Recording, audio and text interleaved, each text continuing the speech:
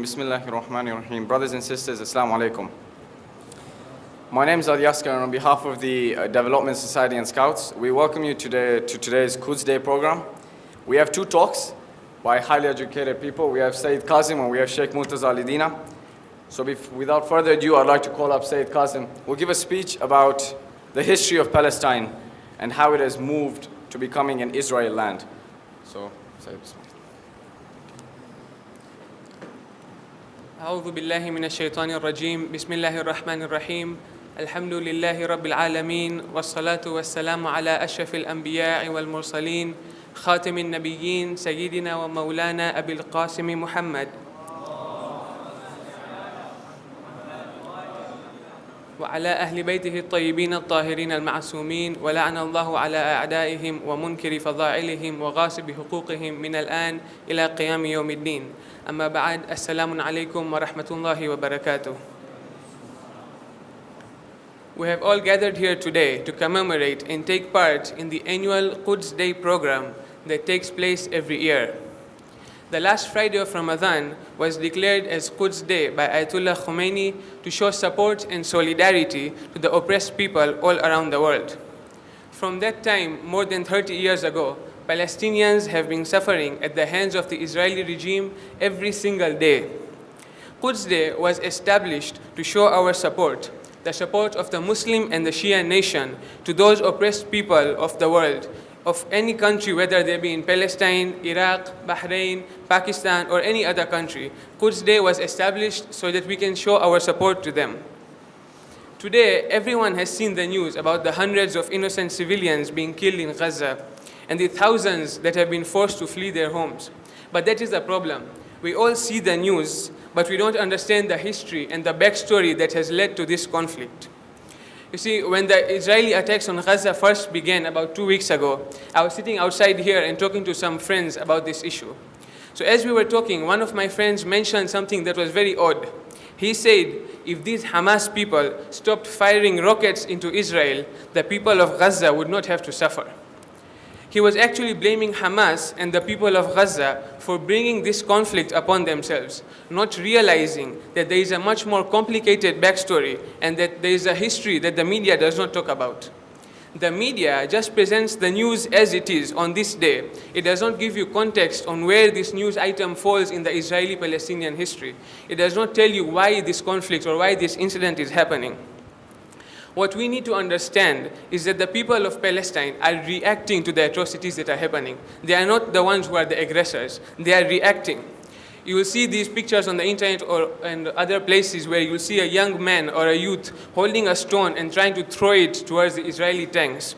Some people see that and they think, oh, why is he trying to commit suicide? Or why is he trying to get himself killed? But if we understand the history, then you will ask that, oh, what has happened that has pushed him to the point that now he is willing to get himself killed?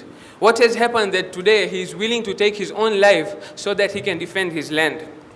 The history of Palestine is something that needs to be understood very well in order for us to make proper sense of the events that are happening today. Unfortunately, we don't have a lot of time today, so I'll just focus on the main parts, and then those who are interested can do further research, inshallah. But before we begin with that, let me just clarify something that the media tends to manipulate. Judaism and Zionism is not the same thing. As Muslims, we are required to respect all the prophets, even the ones of the Bani Israel. We are supposed to respect Jews, and we are supposed to respect Judaism as a religion.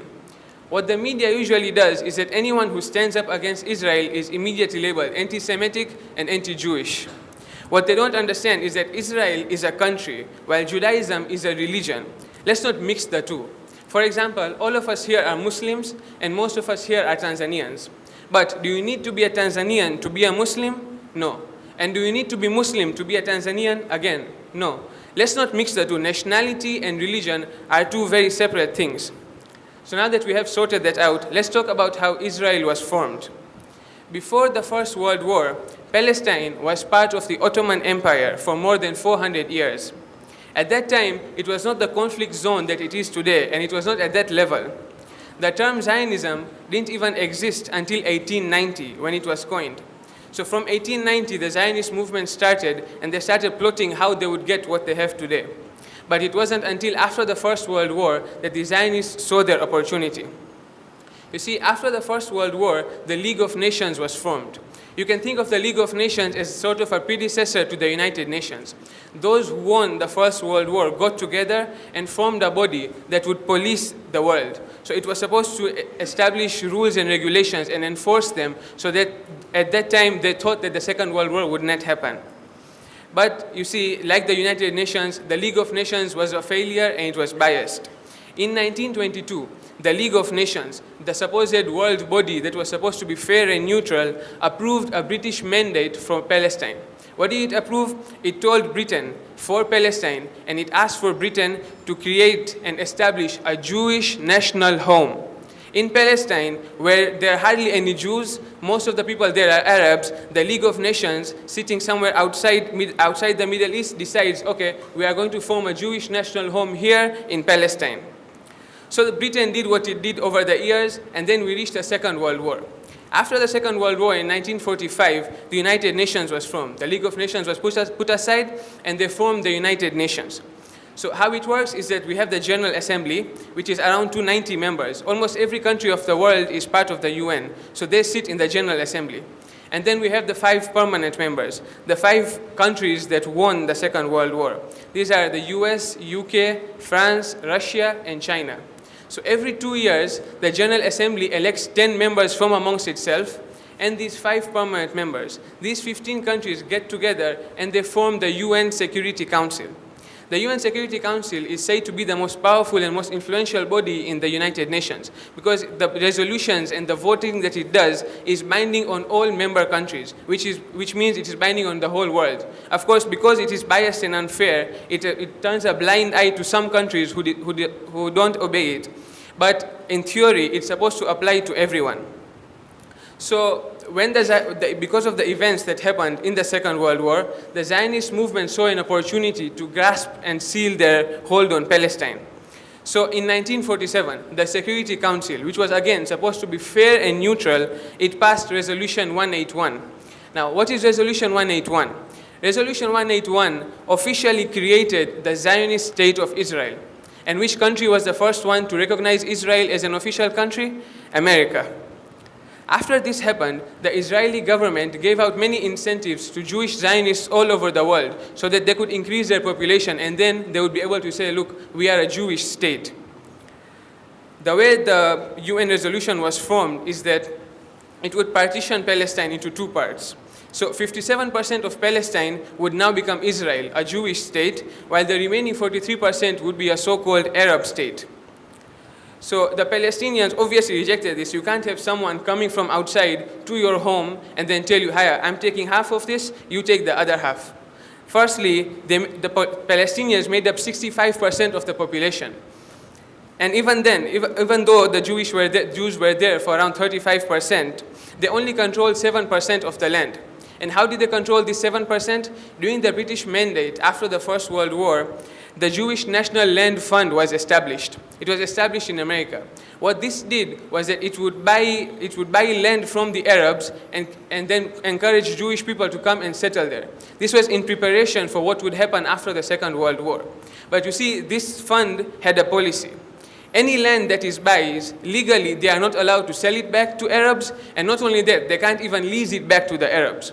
So these Israelis who are complaining about discrimination actually have their basis and their foundation of the country based on discrimination itself. Any land that an Israeli buys, he today cannot sell it. Legally, he is not allowed to an Arab or to a Palestinian. Anyways, so the Palestinian people refused to accept the partition and fighting broke out. On the one hand, you had the UN and the Zionists who were fighting for the implementation of the partition, and on the other hand, you had the Arab League and Arab states who declared the partition to be illegal. These conflicts early in the life of Israel, and by the way, Israel was formed from a conflict. At the start of Israel's life, there was a conflict involved. So you can see what the mentality of the citizens and the leaders of Israel is. The start of their history is a conflict. In this first conflict, within 2 years, they expelled hundreds of thousands of Palestinians. So on the one hand, they are giving incentives to Jews all over the world that they should come and settle in Israel, while on the other hand, the Palestinians who've been living there for hundreds of years are being told to get out. So after the conflict was prolonged, a ceasefire was declared. But the terms and conditions of the ceasefire were that everyone who controlled the territory would remain there. So as the UN had approved 57% of Palestine for Israel, but after the conflict had ended, Israel controlled 78% of the country. So a decade ago, these people didn't exist in an area, and then after conflicts and after military aggression, they now controlled 78% of a country. This left the Palestinians with Gaza and the West Bank. The West Bank is on the east of Palestine and Gaza Strip is on the west. It remained this way until 1967. There were several incidents that happened in between, but I'll skip that and we'll move to 1967, during the Six-Day War, where Israel fought against Arab countries. So a few months before June 1967, Israeli leaders started making expansionist statements. What this means is that they started making statements talking about how they can expand Israel, how they can get more land. So not just the citizens, even the leaders. I'll quote one of these quotes for you. If you can show it on the screen as well. The acceptance of partition does not commit us to renounce Transjordan. One does not demand from anybody to give up his vision. We shall accept a state in the boundaries fixed today. But, and this is the important part, but the boundaries of Zionist aspirations are the concern of the Jewish people, and no external factor will be able to limit them. This is David Ben-Gurion, the first Prime Minister of Israel, and he is showing that Israel, from the start, had always intended to steal land. From the start, they wanted to commit mass murders. They wanted to rape innocent children, and they wanted to kill innocent children. And it's not just the citizens of Israel. We have another quote from the Israeli Prime Minister, Moshe Sherat. Now, this Prime Minister used to write in his personal diary every day. Fortunately, or unfortunately for them, these records have been maintained. In one of those entries from May 1955, this is more than 12 years before the Arab-Israeli war, you can see how far they plan. Look what he writes. Israel must see the sword as the main, if not the only instrument with which to keep its morale high and to retain its moral tension. Toward this end, it must invent dangers, and to do this, it must adopt the method of provocation and revenge. And above all, let us hope for a new war with the Arab countries, so that we may finally get rid of our troubles and acquire our space. Let us hope for a new war with Arab countries. This is what they are hoping for, 12 years before the actual war took place. And if you notice how the quote starts, it says, Israel must see the sword as the main, if not the only instrument. And then they say that Islam was spread by the sword, when they themselves want to do the same thing. You see, Israel had for a long time tried to provoke a war with the Palestinians and the Arab countries so that it could gain more land.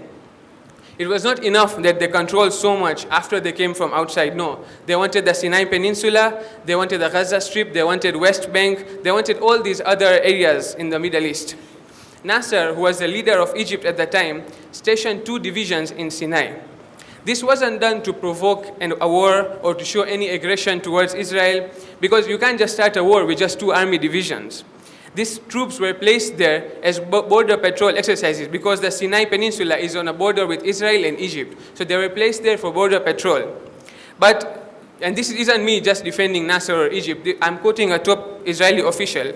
If you look at what Yitzhak Rabin says, Israel's chief of staff in 1967, he says, I do not think Nasser wanted war. The 2 divisions he sent to the Sinai would not have been sufficient to launch an offensive war. He knew it, and we knew it. Israel's chief of staff knew that Egypt did not want a war, but they still got involved. They knew that there was no war planned, they didn't want any bloodshed, but they still got involved, and they forced Egypt to get involved. Then they attacked Gaza. They attacked Sinai, they attacked Gaza, which was also under Egyptian control. Then on the east, they attacked the Golan Heights in Syria, and they attacked the Jordan-controlled West Bank. After the war, which took place over only 6 days, after the war, Israeli forces had taken control of the Gaza Strip and the Sinai Peninsula from Egypt. They had taken control of the West Bank and East Jerusalem from Jordan, and they had taken Golan Heights from Syria. Only a 6-day war, and Israel suddenly doubles its land. It has taken over 5 new different territories. And today, they continue their oppression over the Palestinians and are dominating and attacking anyone who stands up against them. There are very few countries and people and individuals who stand up to Israel. And it is sad to see that even from within us, there are some objections to that. Whenever one of us stands up for Palestine, there is always one or two people who stand up and ask, why Palestine? Why not Iraq? Or why not Pakistan? Or why not some other country? You see, those of us who stand up for Palestine are not silent on the Iraq issue.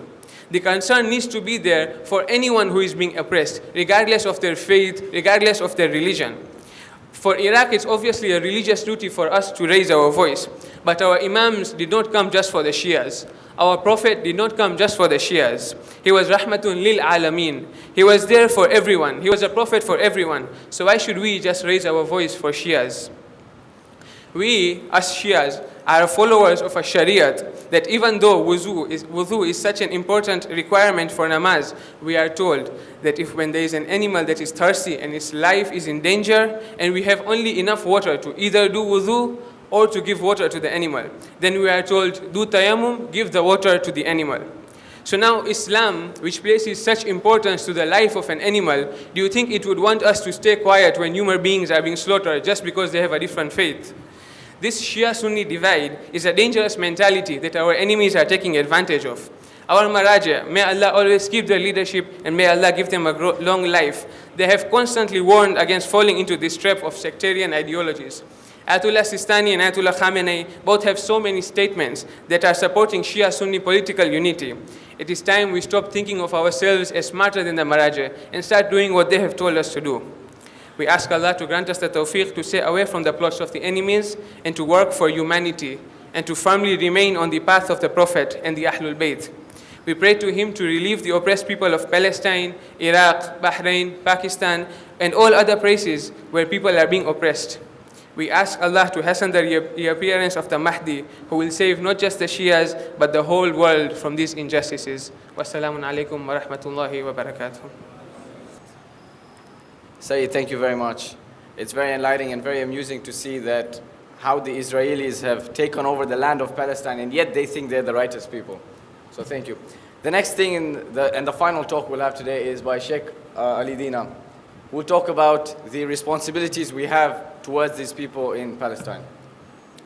أعوذ بالله من الشيطان الرجيم بسم الله الرحمن الرحيم الحمد لله والصلاة والسلام على سيدنا ونبينا محمد وآله الطاهرين.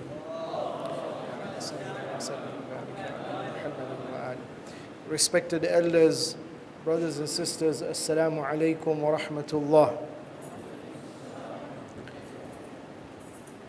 The question of our duty towards Israel's atrocities. In the past, if we may have forgotten or not read history, but in the present, if we are watching the news, definitely we are fully witnessing and aware of the current unfolding of the brutality of this aggressive, expansionist, racist, fascist, illegal state. And therefore, it can easily be labeled as a zalim state. The United Nations Human Rights Commission wants to investigate in the current war against Gaza the war crimes that are being committed by Israel. So notice that the commission has asked for several of a list of war crimes that the state of Israel can be prosecuted for. The fact that under its occupation, it is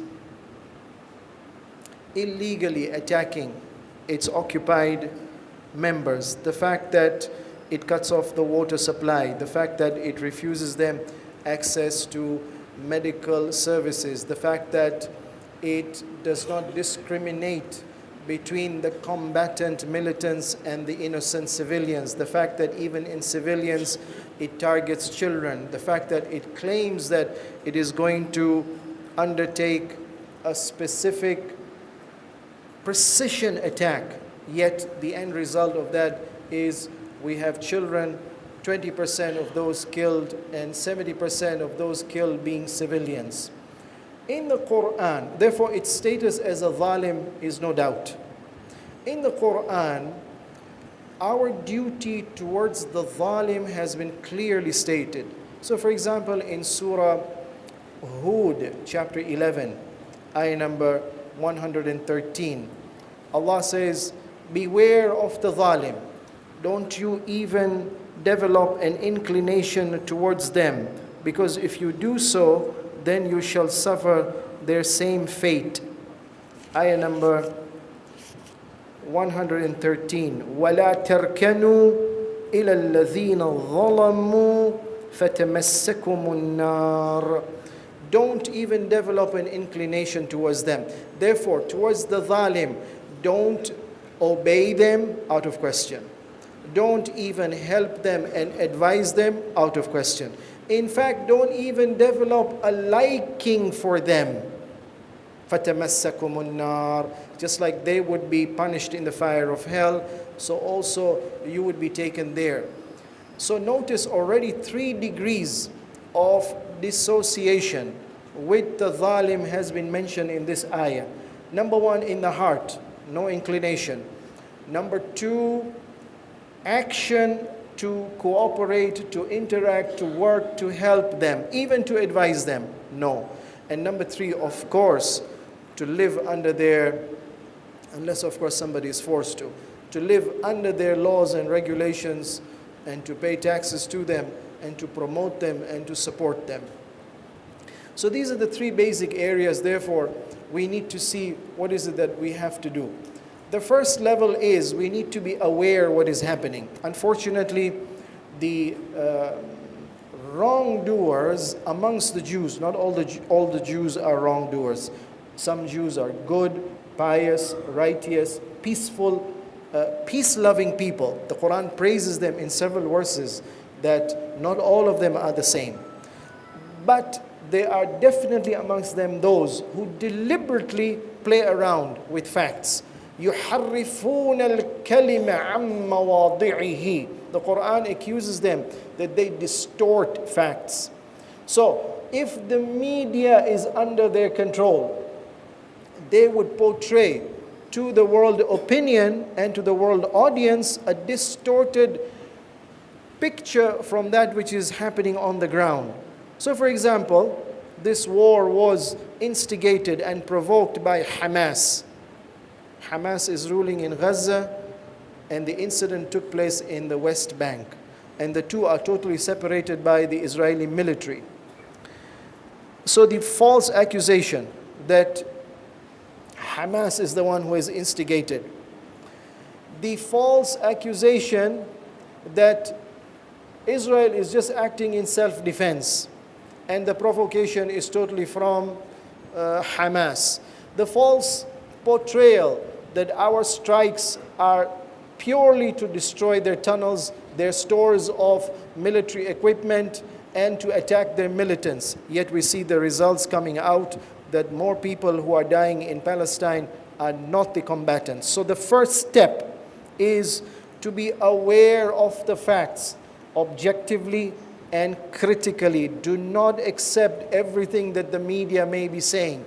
There was an interesting incident that happened in London where people came out to protest against the BBC for its biased coverage of this war. So the BBC correspondent is shown with the Israeli soldier. The pilot is there. There is a beautiful horizon being shown, and he's climbing the cockpit and he's flying, and a computer program is shown, and he's looking at his target and he's releasing the munition on them. Oh, so that is to impress us the viewer who is unaware that Israel is the hero. They can't do anything wrong. They are the ones under attack. Yet when you see the reality on the ground, there was one moderator, he asks the Israeli politician, this is inside Israel, on the Israeli TV, that, excuse me, you're telling us about the precision attacks, but what do you say about all these killings of children and women and non-combatants and civilians? And they say, excuse me, are you a member of the Hamas TV to ask me such a question? So censorship. You are not allowed to ask me a question, the Israeli politician, but that which I want you to ask me. And unfortunately, in the Middle East and in the Arab world, there are televisions which portray the Israeli version of the events rather than what's the fact on the ground. So be it in the Arabic Al-Arabiya, which has now been accused to be Al-Ibriya. Ibriya means the Jewish media. Or be it the Al Jazeera in English or the Arabic. Unfortunately, they are portraying the Israeli version. Forget about the BBC and the CNN. So the first step in our duty towards understanding the facts on the ground is be critical in understanding the reality of the war. Step number 2, once we see the brutality, once we see the innocents being killed, it is our fundamental duty to express sorrow, sadness, to feel in our hearts a sense of disgust for what is happening. That is the minimum requirement. The riwayah says, if you can't do anything by your hands physically in action, and if you can't speak out by your tongue, then at least in your heart feel the disgust. If we have reached a level where we are neutral, we are indifferent, we are unaffected, we are desensitized to the violence, then we have reached a level where there is no iman in the heart, the hadith says. Step number 3. So number 1 is the basic awareness of the facts on the ground. Number 2, once we know the reality, to express our hatred. Step number 3, to speak out, to protest, to raise our voice, to raise awareness. Now that we are educated and now that we know the reality, tell others about it. In the Quran, in Surah Nisa, Allah says, لا يحب الله الجهر بالسوء من القول إلا من ظلم. It is not allowed to openly and loudly and publicly speak about the wrongdoings of others. This is an aib. It was done privately. Don't publicize it. Except the situation where he is an open, public aggressor and wrongdoer. In order to defend yourself, you are allowed to. No. Not only you are allowed to, La yuhibbullah. Allah loves that. Not only is it mustahab act, it's an act by which I can get closer to God. What is the meaning of doing an act qurbatan ilallah? It means this is an act beloved to God, approved by God, and desired by God. And therefore I can do that act qurbatan ilallah. I can speak out and protest and hope to get thawab for this defense of the mazlum against the zalim. Step number 4. So be aware of the facts. Don't be duped, because you're dealing with an enemy who is a master of deception, historically and currently. Number 2, once you know the facts, feel a sense of revulsion and disgust and hatred towards this violence and aggression. Step number 3, to speak out.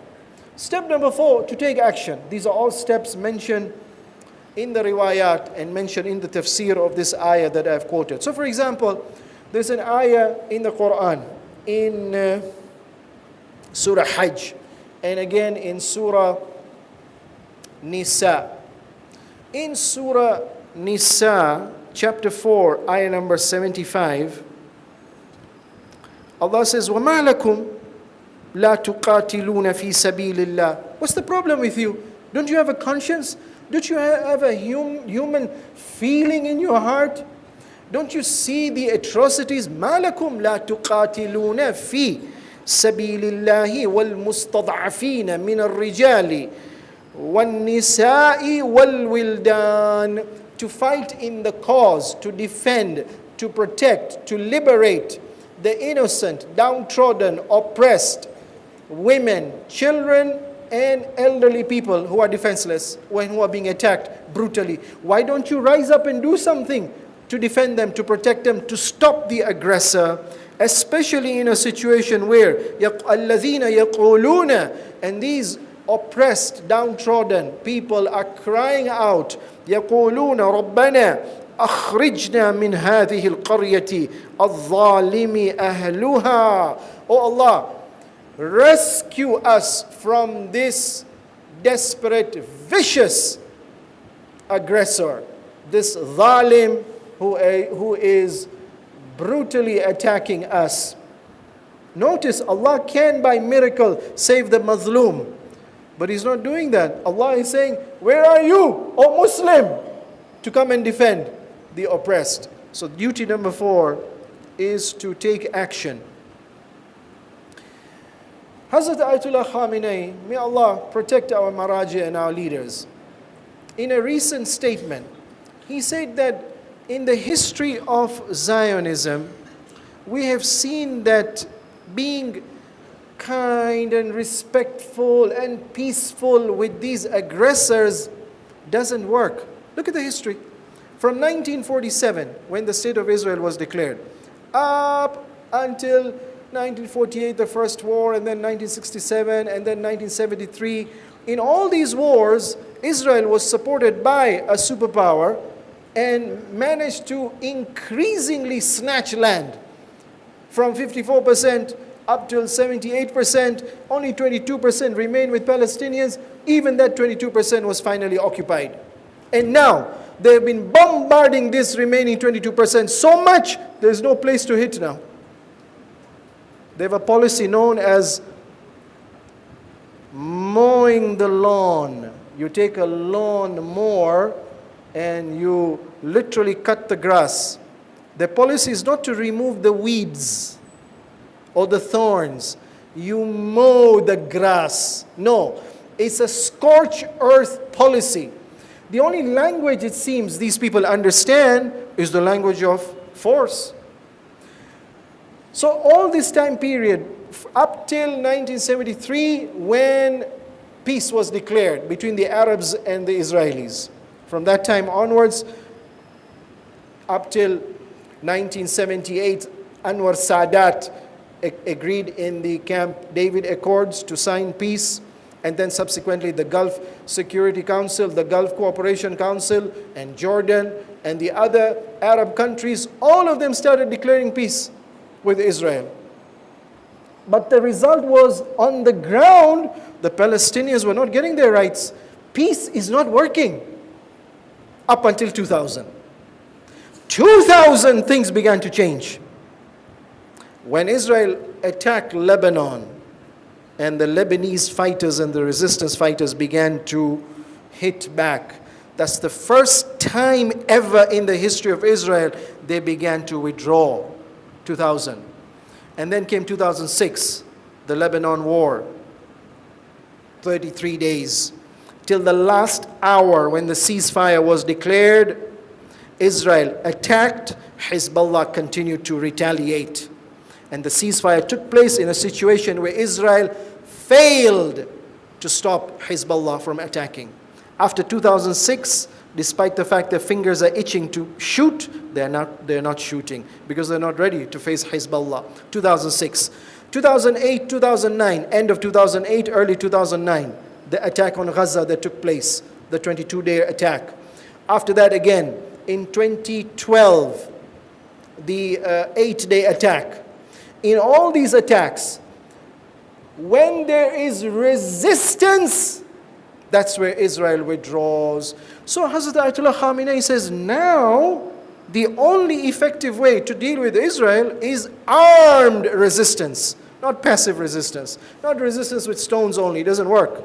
You have to have firearms, and therefore the supply of rockets to the resistance fighters. But there's one step I'm skipping in between.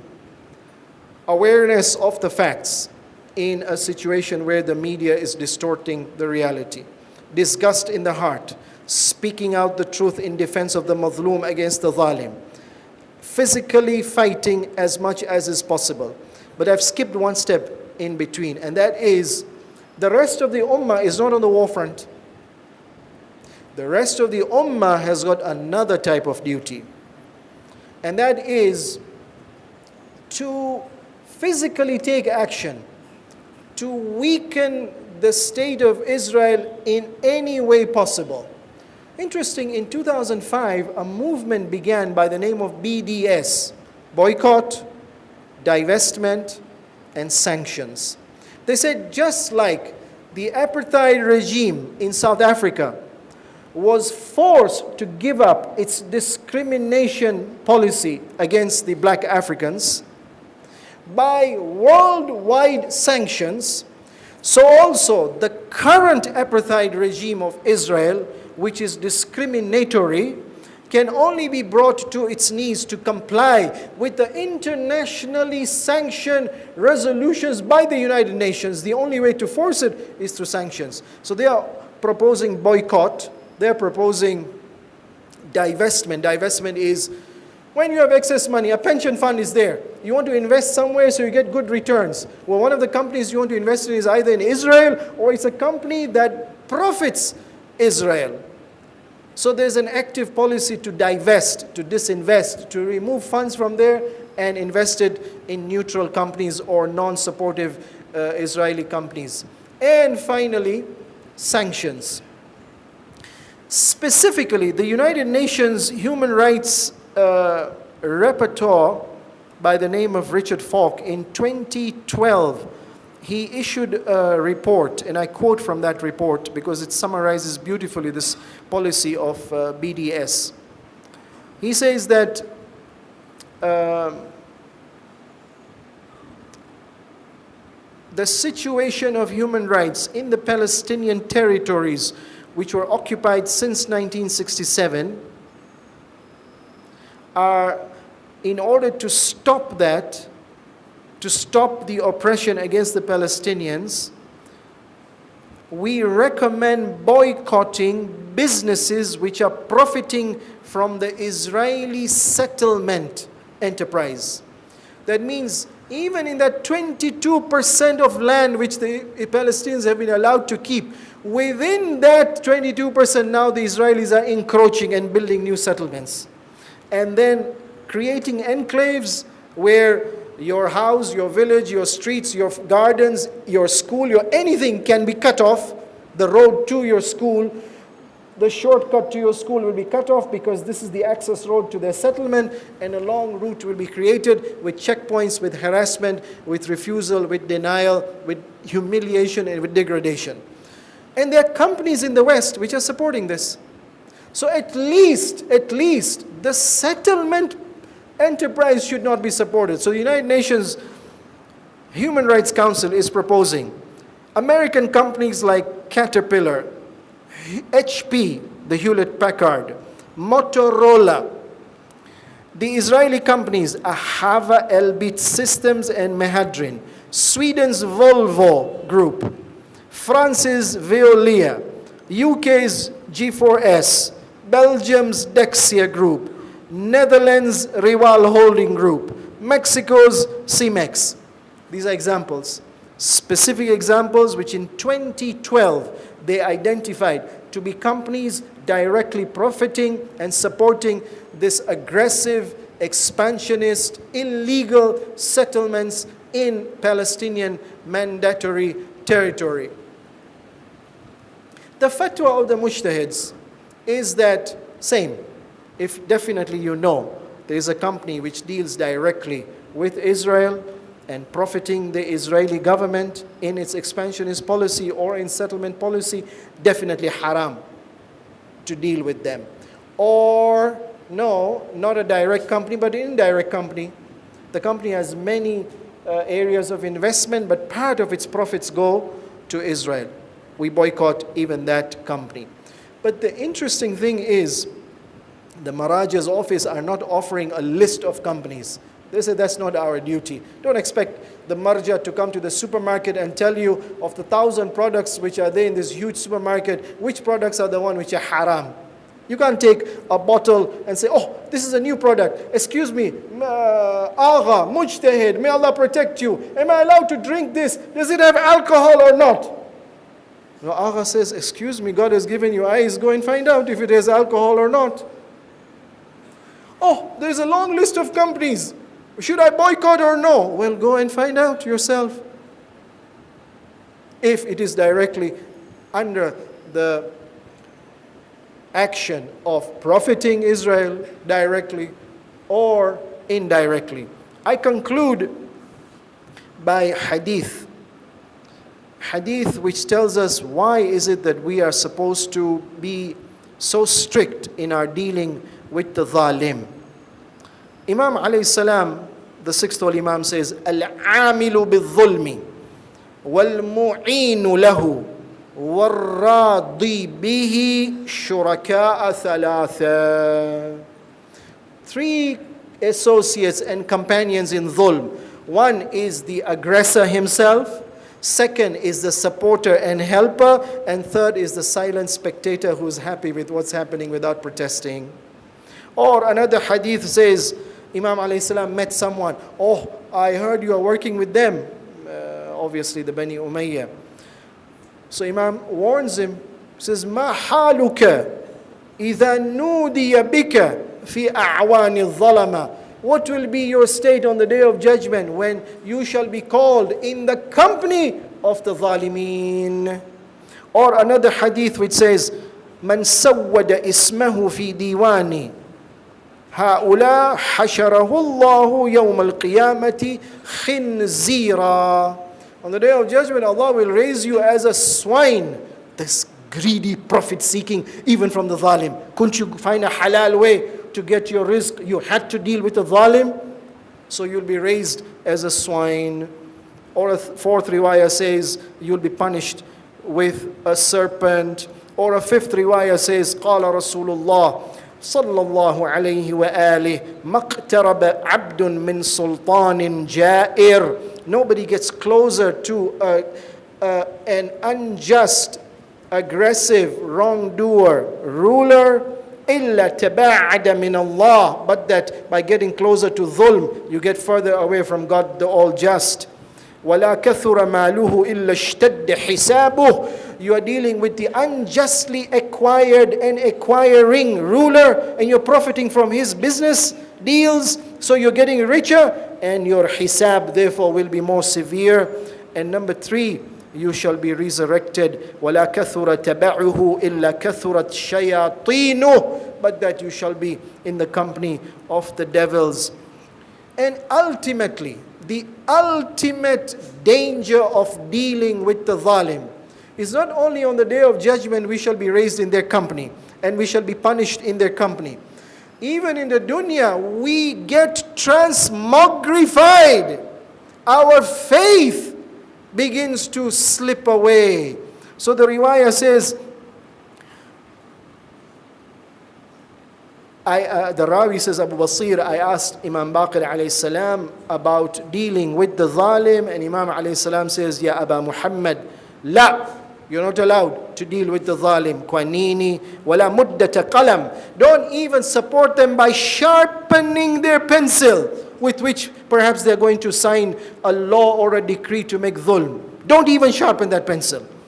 Inna ahadahum لا يصيب من دنياهم شيئا إلا أصاب من دينه مثله. You will not get anything from their dunya, but that in return they take something from your deen. Your faith is going to be lost. They will have expectations from you. They will bribe you. They will threaten you. They will intimidate you. They will force you to give up your godly values and to live an evil lifestyle. And finally, Imam alayhi salam says, Man ahabba baqa al-zalimin. Whosoever likes and prefers and supports the continuity, even for one day, of the dhulm, of the zalim, فَقَدْ أَحَبَّ أَن يُعْصَى اللَّهِ, then he loves that God should be disobeyed. That's the ultimate problem of dealing with the zalim. One final message. It's not a question of Israel alone. It's a question of also those who support Israel. There is no war where Israel has managed to succeed, but that it had the backing and the support of the superpower. Hazrat Ayatollah Khamenei, may Allah protect our Maraji and our leaders.